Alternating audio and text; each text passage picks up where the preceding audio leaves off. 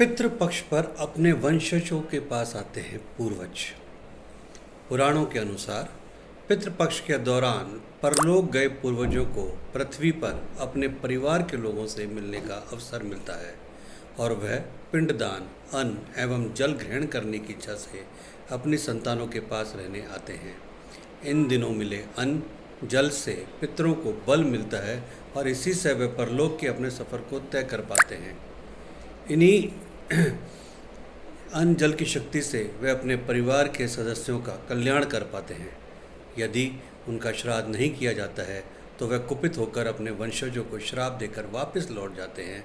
इसलिए पितृपक्ष के दौरान फूल, फल और जल आदि के द्वारा तर्पण देने का विशेष महत्व है।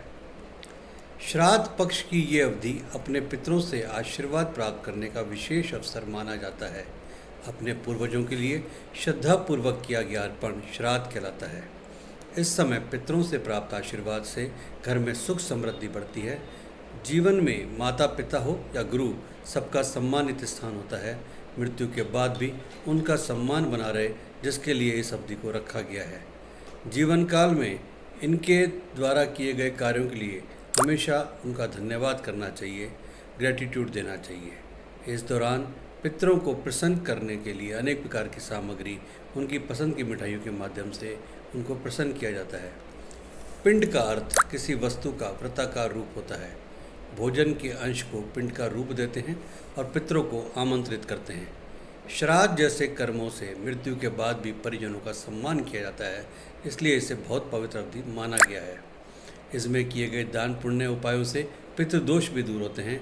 यह कर्म सनातन धर्म से चला आ रहा है।